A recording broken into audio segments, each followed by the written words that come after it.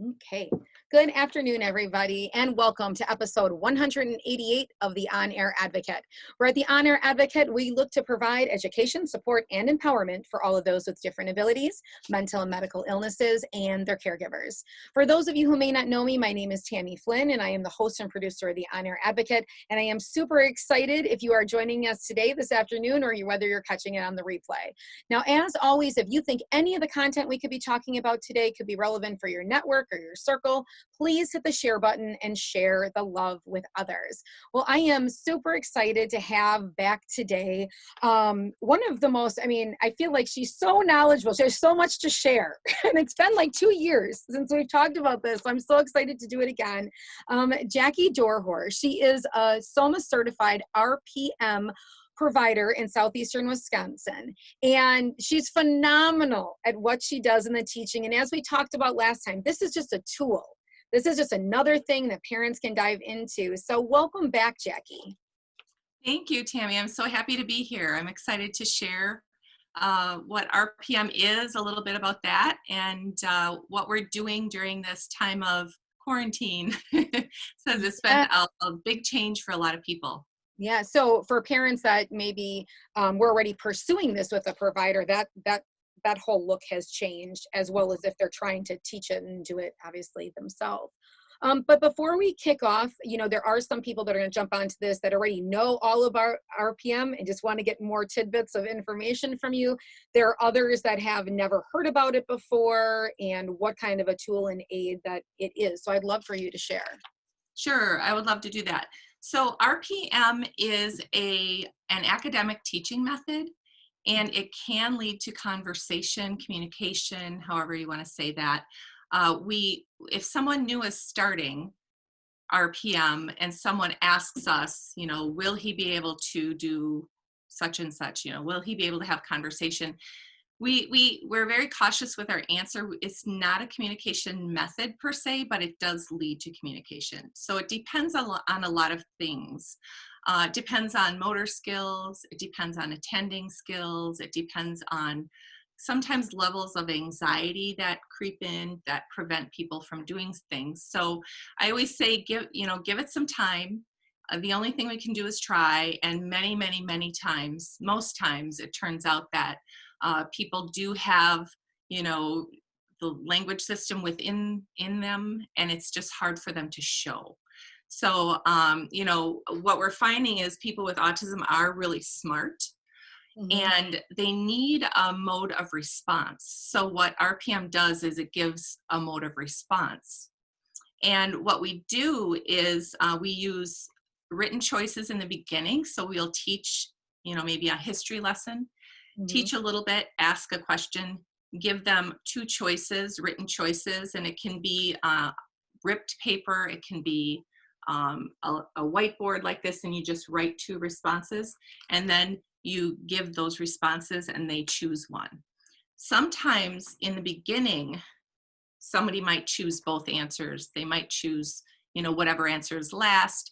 So sometimes in this method, you have to teach people how to choose and what to choose. So if you're just starting or not sure how to start, and you want to contact a provider, there's providers on Soma is the creator of RPM. And if you go on her website, there's providers, and maybe you can find one in your area. You can always contact me, and I'd love to help you out. But sometimes in the beginning, it can be kind of confusing. Like, oh, I'm not sure if he understands because he's picking both answers. So sometimes it's a motor issue. Sometimes it's an attending issue. So with someone who is, seasoned in the RPM method, you're able to figure that out. Those people who have been doing it a while can typically figure those things out. So it goes from the choosing of, the written words. You go from 2 choices to 3 choices, and then you start bringing in letter boards. And we most times start with stencils. And you don't give them the full stencil like this at first, typically, but it's broken down because there are less choices, and this is a little easier to navigate. And you start asking them to spell some words in answer to questions. And, you know, it leads into little bits of open-ended questions to, you know, more open-ended, and pretty soon, in many cases, conversation. So it's a way that you can teach new concepts. The brain always needs to be fed new information. That's really important in RPM. Well, and Um, last time when you were on 2 years ago, we did it with one of your students, this yes, amazing young man, Gavin, who his mom was on the show the other day and talked about his new Facebook page and group, and he writes. he does. Saying he has so much to say. Yes, And you know, I've seen it for my own mind. It's like, you know, for some, they're going to gather so much out of it. And, you know, I was so shocked after that first one that we did.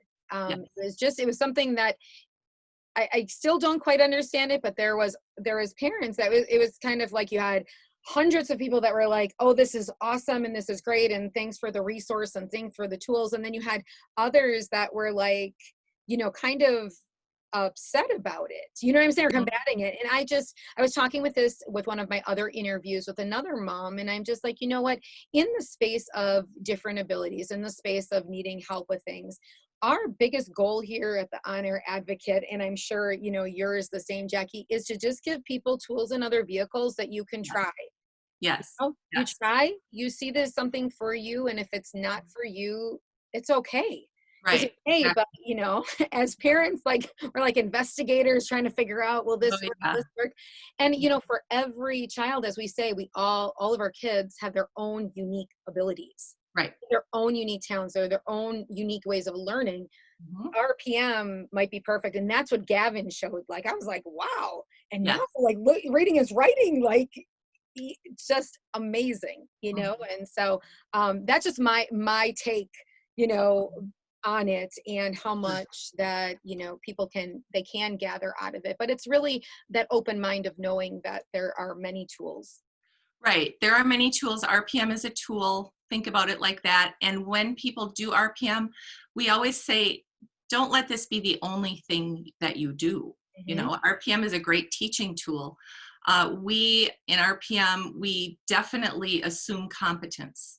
And that's a different mindset. If you have, you know, people who have been telling you for years that your child doesn't understand, doesn't, you know, can't do this, can't do that, it's a total mind shift to go and even let your mind go there, because it's Right. probably a little scary, right?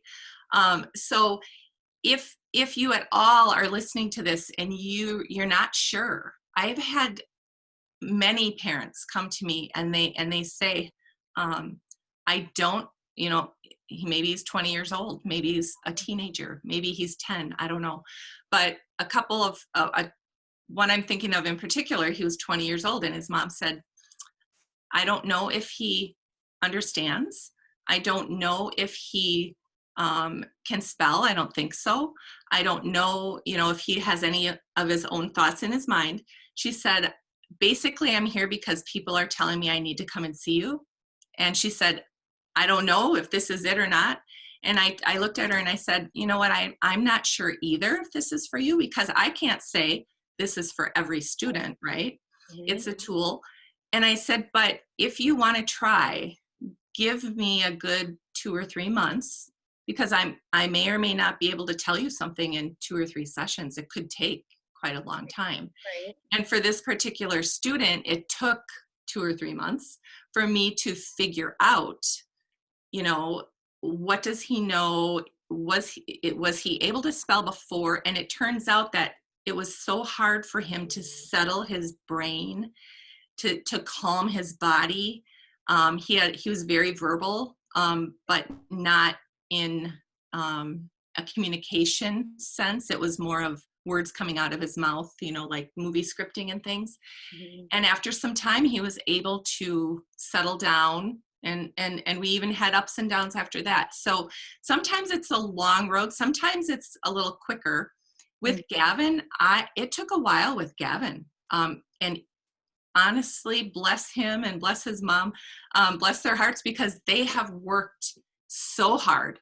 It looks really easy because now she just holds the iPad and he talks, spells on the iPad. It looks really easy, but it has taken them a long time to get there. They started with Soma back years ago, and I've known Gavin since 2012. And when I first met him, he was not able to sit in a chair to learn.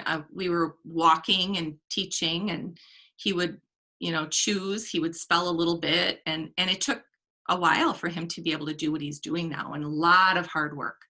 Yeah. So it does take dedication, and I know parents are devoted to everything they do with their kids. I wish this was like a simple, easy method just to say, okay, he can do it with me. Now you come in and hold the board.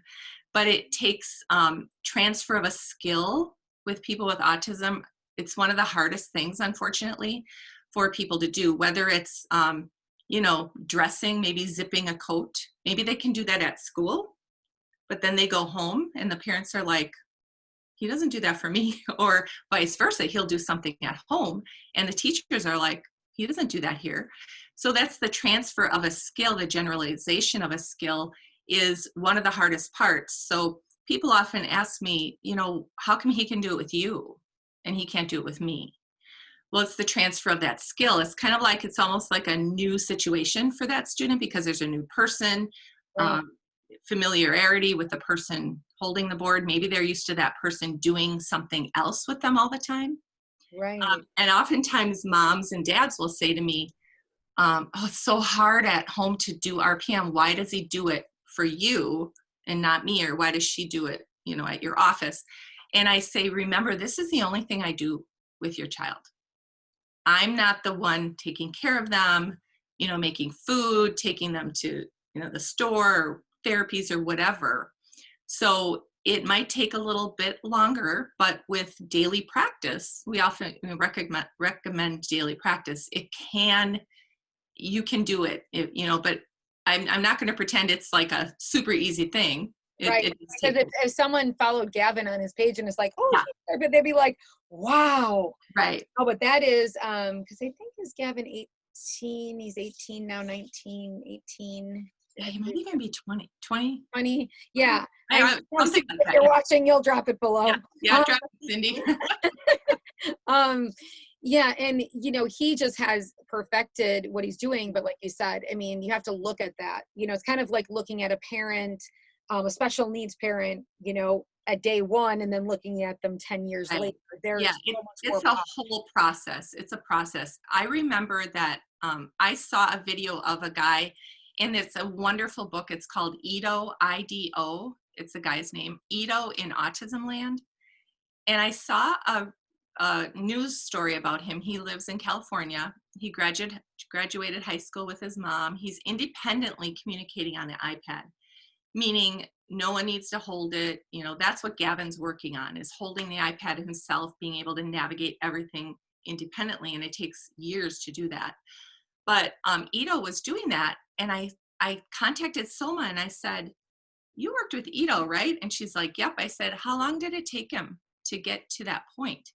And she said, oh, at least 10 years. He's been working with his school staff, with his mother, with I think his father. And they have not stopped. For 10 years but look at what he did in those 10 years. It does sometimes get hard, and you just have to kind of work through those hard times. Like people get stuck. Maybe they can't get to that place of open communication. Mm-hmm. And then it gets kind of hard. Well, that's when you really need to kind of dig in and ask for help, things like that. Because we have ways that we can show you to get to that place. So yeah, it's a process. That's one of the biggest things. And Soma always says, I love her. She's so dynamic. She's got so much energy. I don't know where she gets her energy from, but she always says, it's not a race. Think of it as a marathon. It's really just day after day, doing a little bit every day, and you will get there. Get some advice when you need it.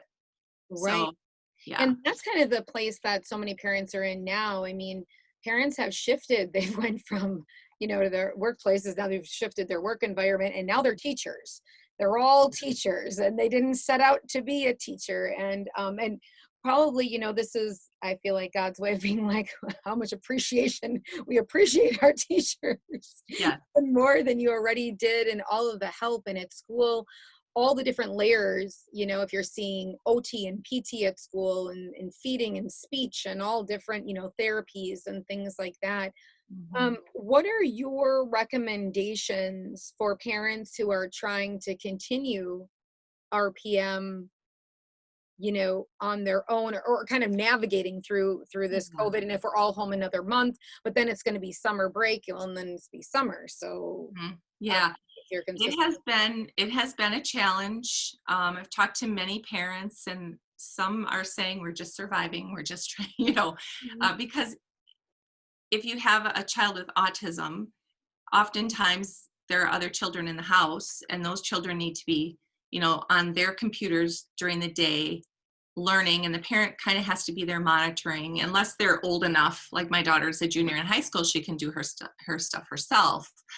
Um, but seriously, it's been a change, and oftentimes change is one thing that's really hard for someone who has autism. I do a lot of lessons on flexibility with my students. It's really good to be flexible. What does that mean? Yeah, because some people get real rigid in their routines, and some, maybe they'll have a meltdown if their routine changes. So this was a drastic change. I mean, all of a sudden, boom, there's no warning. One day you're not going to school. Not only are you not going to school, um, your schedule is gone. You had this whole routine every single day. I'm going to get up, I'm going to get on the bus or whatever, or mom's going to take me to school, and my teachers will do this with me. So your routine has changed. And not only that, then you're supposed to start school via computer. And to tell you the truth, I wasn't sure how that would work when I started doing it, because I had not done live sessions before. Okay. And let me tell you, it has worked out so much better than I ever anticipated it working out. So many of my students are doing RPM lessons with me via Zoom, or sometimes I do FaceTime if the Zoom isn't working out. But and I teach part of the lesson typically, and I'll do our thing, but they're answering with mom or dad or somebody at home. So, and then I'll have the parents do a short lesson with them, and I'm coaching them through it. And to tell you the truth, it's giving the parents a lot of practice. And I'm almost shocked at the attending that I'm getting when I'm at the computer with someone, that they're many people are sitting longer, paying attention more, and maybe it's just the screen. They're used to it. They like it. They're comfortable with it. And it's really interesting how it's working. So I'm really happy with that. And I'm even thinking now, oh my gosh, if we have a snowstorm, instead of canceling sessions, we can do it via Zoom. You know, Right. if someone's car isn't working and they still want to do a session, we can still do it. So I look at it in a positive way. That way it's brought a lot of good.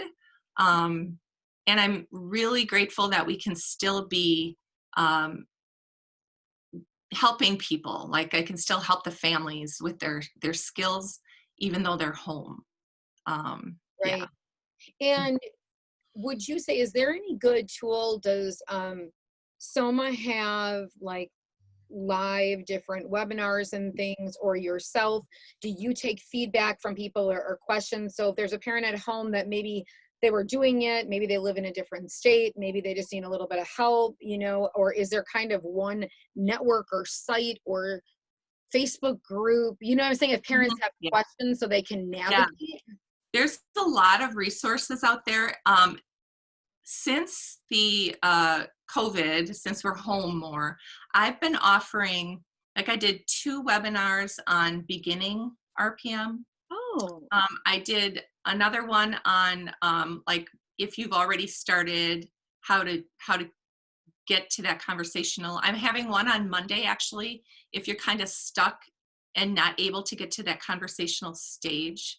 Um, like, what do you do? What are some things you can do to help that? And I'll have video. I'm doing it with Donna Shanks. She has a place out in Virginia called Wings to Fly.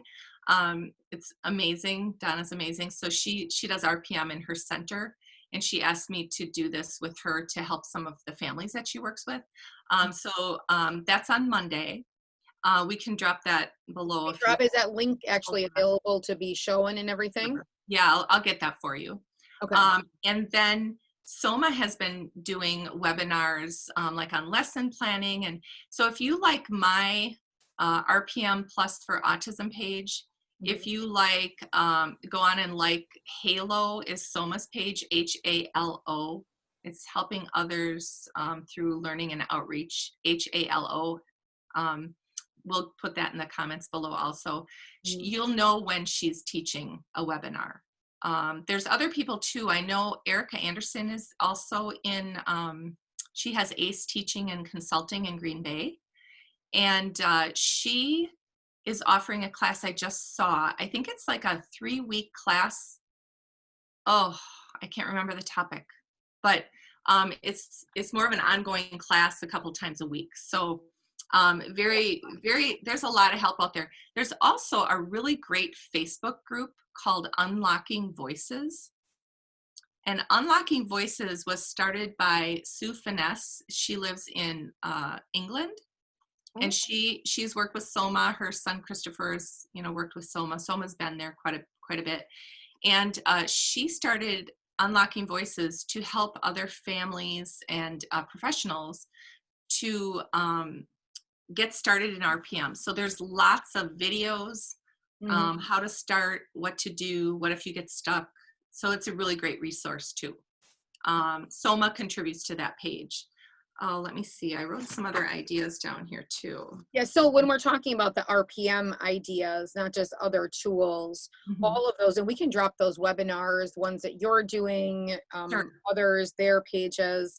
Yes. And then obviously all of those kind of have more back end. If somebody had a specific question, they could just Yes. And if anybody wants to do any, Zoom session with me, or, if you go on Soma's website, we'll drop that below too. All the providers are listed. So you can see if somebody is in your area. There aren't a ton of providers, but, we're scattered kind of throughout the country. So you can see if there's someone near you. That's a possibility. If not, you can always feel free to contact me or anybody in Soma's page for help. Because they could do a regular session just via Zoom as well. If they do it. Yep. And a lot of people do like consults, just like, I need help. Can I just talk with you? I have questions if they've already started.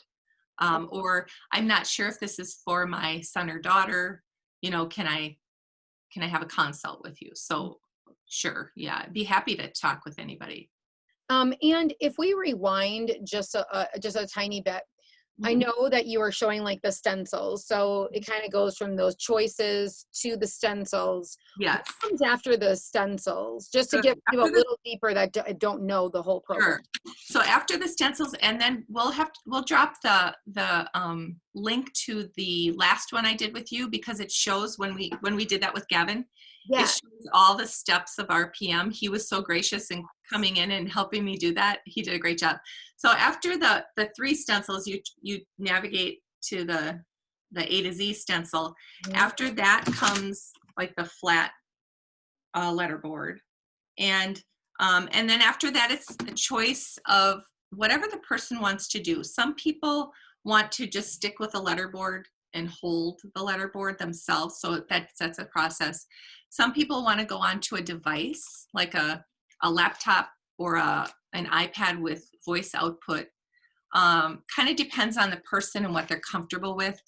I have a couple people who the iPad is really hard because they do a lot of stimming on the iPad. Like Gavin has one iPad that he uses, I think, for more stimming, or one program that it's like a talking program, but he uses the one that he uses for RPM he only uses that for RPM. So sometimes you have to just have a couple devices or, work through that a little bit.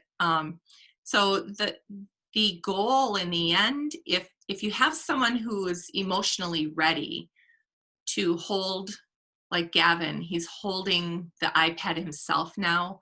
The ultimate goal would be independence, for him to be able to hold that iPad all the time and take it and be able to communicate with whoever he's with.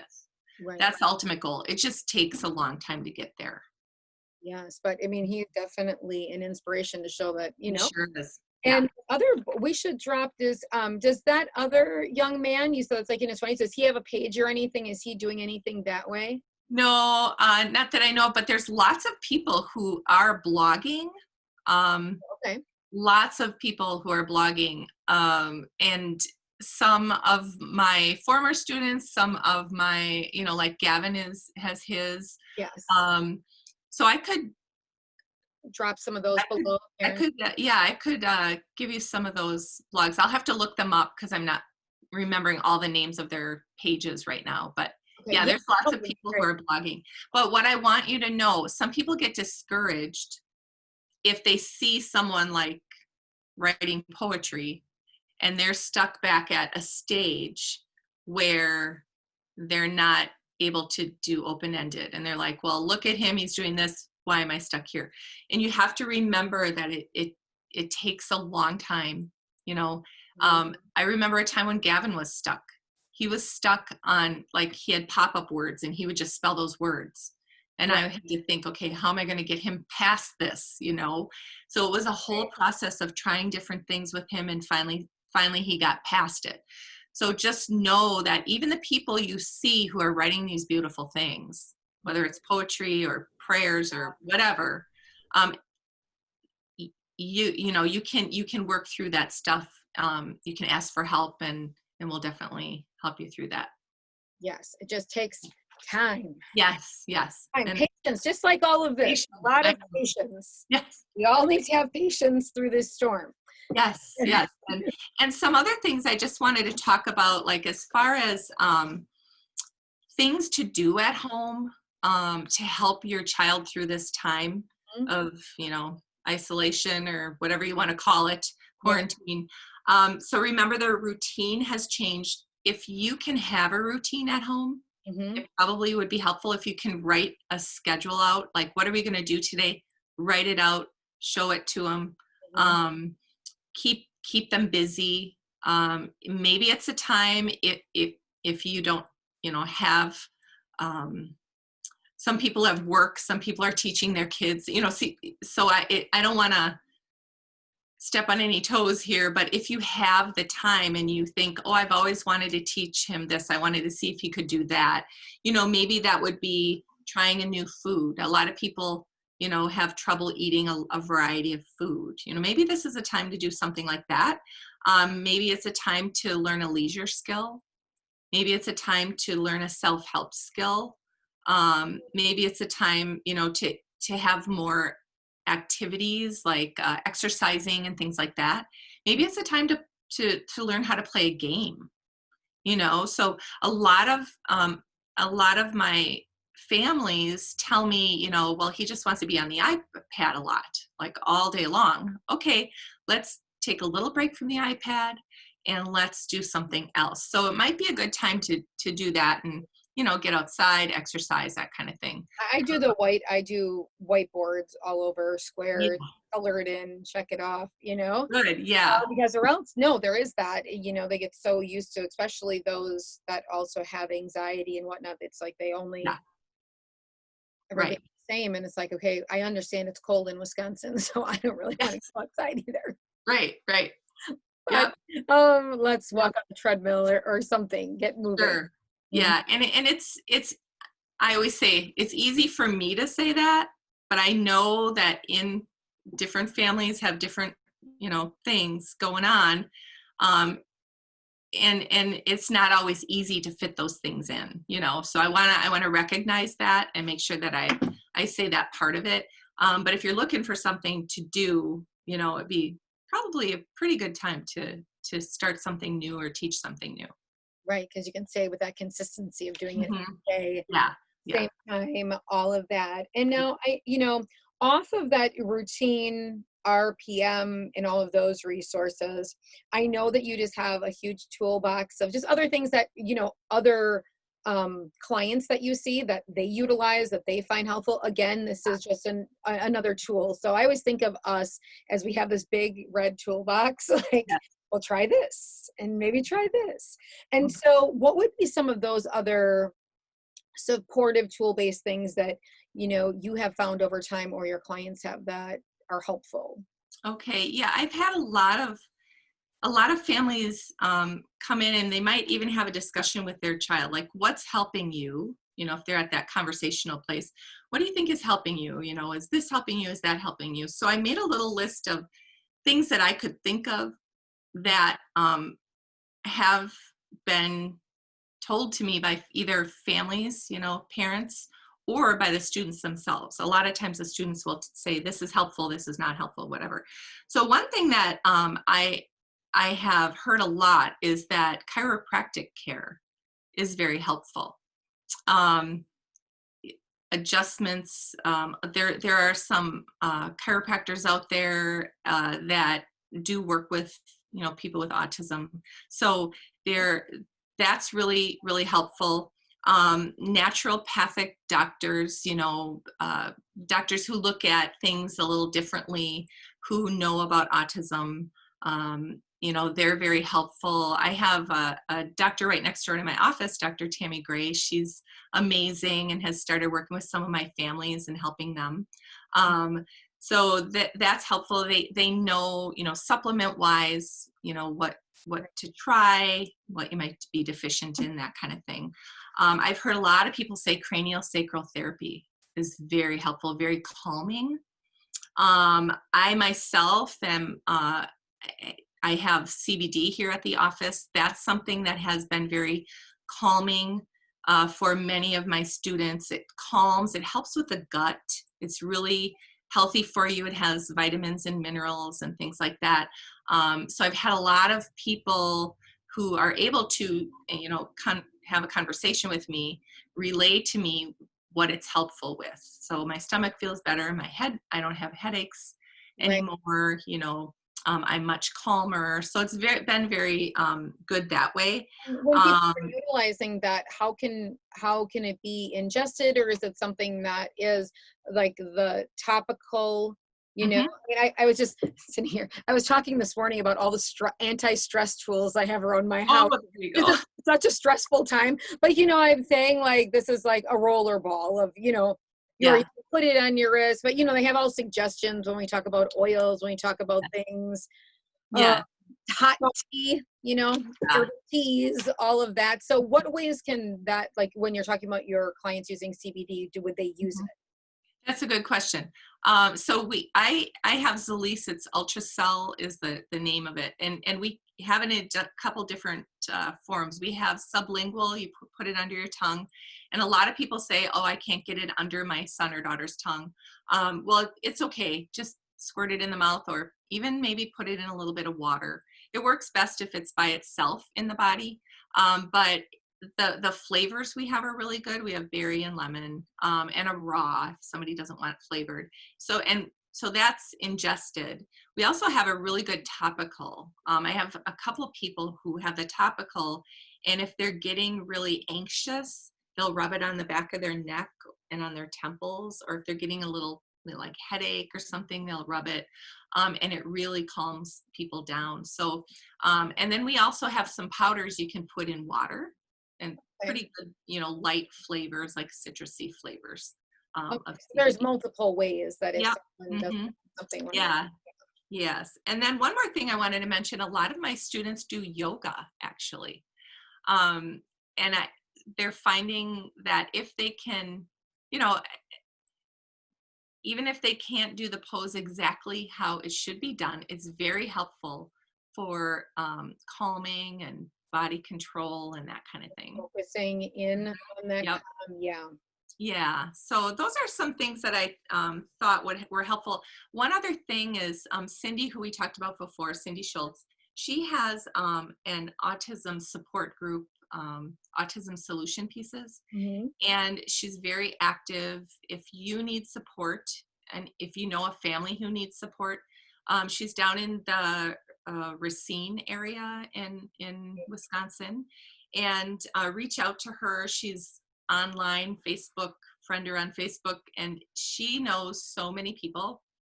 And if you need help with something and you're not sure where to go, Cindy might be able to help you. Right. She's so good because, you know, for her, with Gavin being older, what I love is that, you know, you're a 2-decade in mom.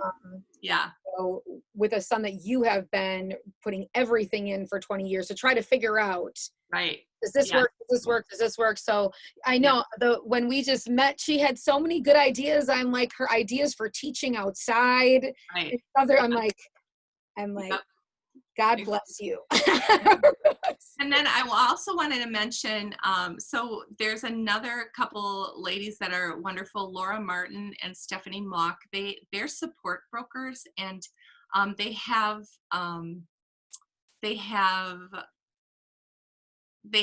families. So if families don't know where to go for help, and you get in contact with them, and we'll drop their information down below too.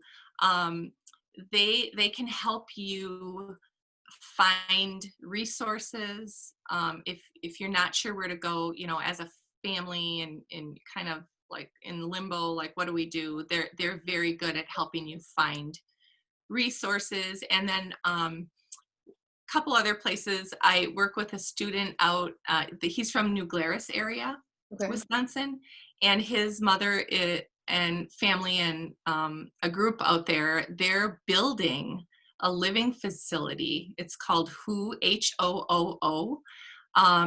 Amazing for people. I think it's going to be a mixed living community. So typical people and people with special needs. So that's coming. They broke ground. I know they broke ground. That's exciting. And then who else was I going to mention? There's Advancing Choices was started by a mom, and they help find housing for people with, you know, autism and I think other abilities. So I think I'm missing anybody. I'm sorry for anybody that I'm leaving out here. There is another family that Riv and Ellen Goldman, they're going to be opening, they have a son named Mike that I work with, and they're going to be opening a residential living place over on the other side near Milwaukee by the lake somewhere, Port Washington area, I think.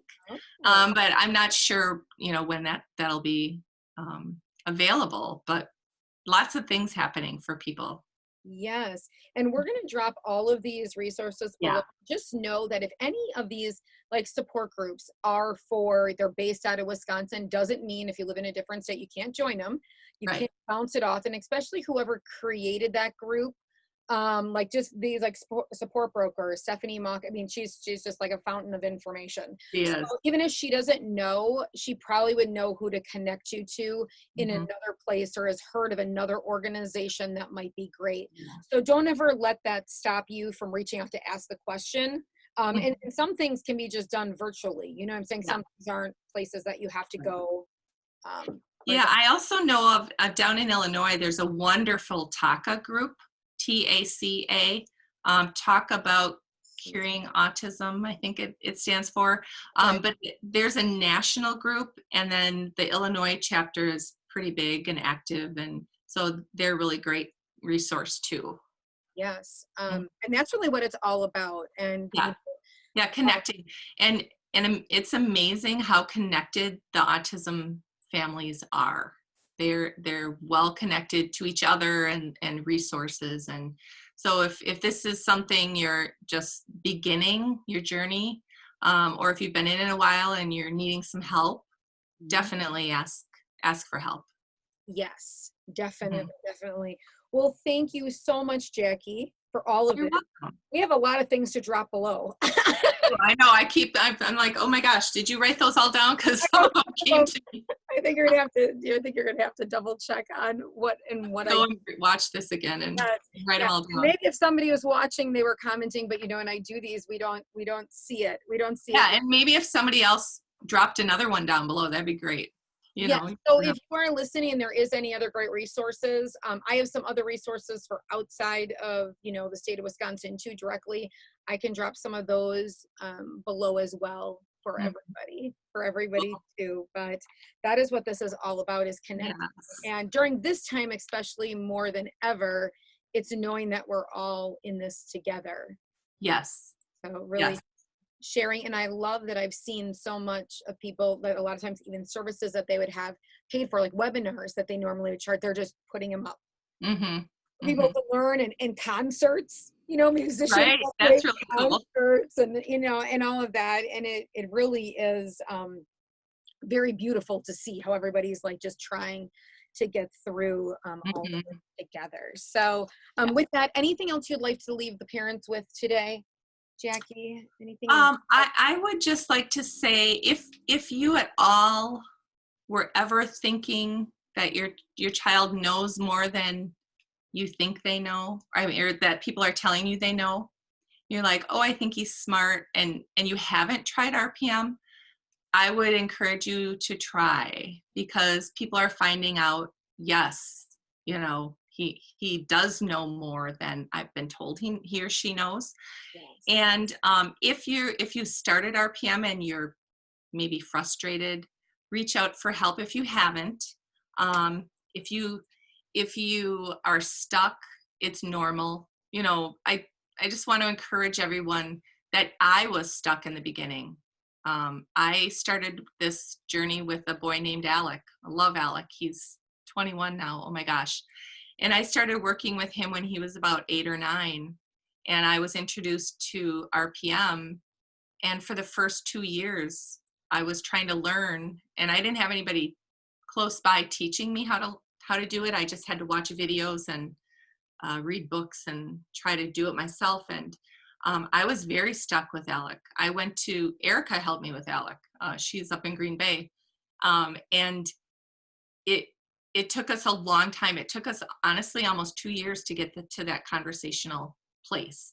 So when people get stuck, I'm always like, I know how you feel, because I've been there, as a provider now. Mhm. So I want to encourage people to keep going if this is something you feel in your heart can help your son or daughter. So just encouragement, and we're here to help. Yes. Thank you so much, Jackie. Thank You're you. I'm welcome. going to make a whole directory off of today. Like this person and this person. So I will drop, and Jackie and I will both drop those below for you. Thank you guys so much for tuning in. We are going to be back here tomorrow. My hope is in the morning at 7 a.m. for our workout, and that's Eastern, that's Central Time. And then also again at 10 a.m. Central Time, we're going to try to be back. So that's if everything works like magic, like it did today. Fingers crossed that it all goes well. So thank you so much for your time, Jackie. I really appreciate it. If anyone else wants to know more about the On Air Advocate and our resources, you can head on over to onairadvocate.com, and all of those are right there. If you want to join our private Facebook group, just head up to the top of this Facebook page, hit the blue button, and that will let you in. So with that, everybody, stay healthy, stay well, stay inside. Thank you, everybody on the front line. Bye. Thank you, Jackie, for today. Bye-bye, guys. Bye-bye.